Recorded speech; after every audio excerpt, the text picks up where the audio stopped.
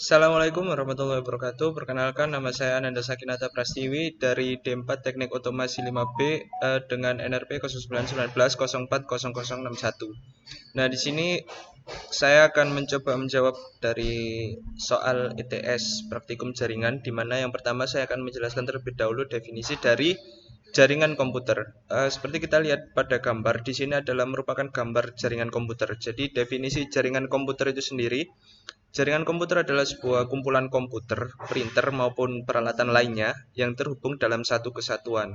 Bisa kita lihat di gambar ini ada beberapa perangkat yaitu laptop terhubung dalam satu kesatuan.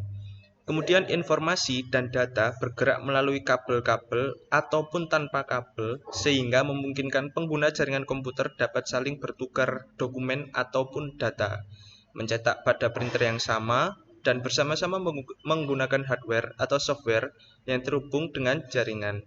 Nah, setiap komputer, printer, atau peripheral yang terhubung dengan jaringan itu disebut node. Sebuah jaringan komputer bisa memiliki dua, puluhan, ribuan, bahkan jutaan node. Nah, jika kita analogikan dengan perumahan, maka bisa kita lihat seperti gambar di sini. Di sini ada beberapa rumah dari nomor 1 sampai 8. Nah, di sini kita anggap sebagai device-nya, dan jalan ini yang menghubungkan ataupun yang bertugas sebagai penghubung dari beberapa rumah ini, dan yang nomor 8 ini adalah sebagai pusatnya atau pusat informasi atau yang bisa kita sebut dengan ketua RT. Jadi seperti itu.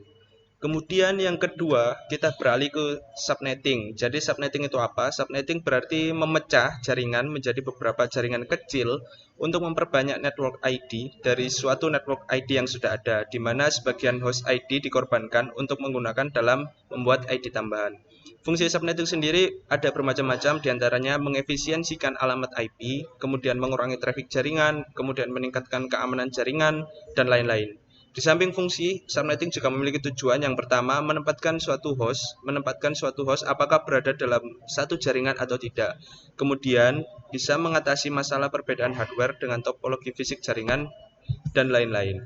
Nah, subnetting bisa kita lihat di sini. Di sini kan ada hanya ada satu jalan. Kemudian dipecah lagi menjadi tentunya di perumahan ini kan nantinya akan ada bertambah banyak rumah. Akhirnya dipecah lagi menjadi suatu ganggang.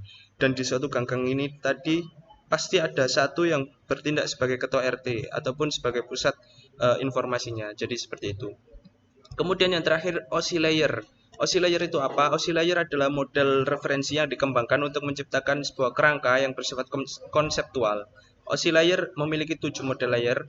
Nah, 7 model itu tadi dikelompokkan lagi. Untuk layer 1, 2, 3 merupakan network support layer.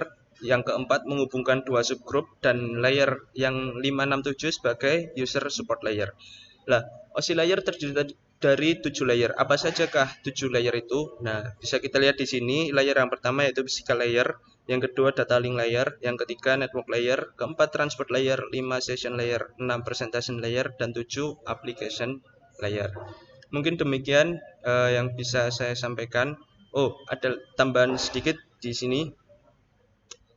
Nah, eh bisa kita lihat di sini untuk layer yang pertama sampai keempat bisa kita kelompokkan sebagai lower layer, dan 5 sampai 7 upper layer. Nah, ketujuh layer ini dikelompokkan lagi menjadi 3 kelompok besar. Nah, network support layer itu berisikan layer 1, 2, dan 3. Berhubungan dengan aspek fisik, memindahkan data dari satu device ke yang lainnya, seperti spesifik elektrik, koneksi fisik, physical addressing, dan lain-lain. Untuk layer 4, menghubungkan dua subgroup antara network support layer ini dan user support layer, menjamin apa yang sudah ditransmisikan lower layer dalam bentuk yang dapat digunakan upper layer. Jadi antara lower layer dan upper layer ini dihubungkan dengan layer keempat. Untuk layer 5, 6, 7 memungkinkan interoperabilitas di antara fungsi-fungsi yang berhubungan dengan pemrosesan di end system. Mungkin demikian yang bisa saya sampaikan mengenai pengertian jaringan komputer, kemudian subnetting, dan OSI layer. Terima kasih. Wassalamualaikum warahmatullahi wabarakatuh.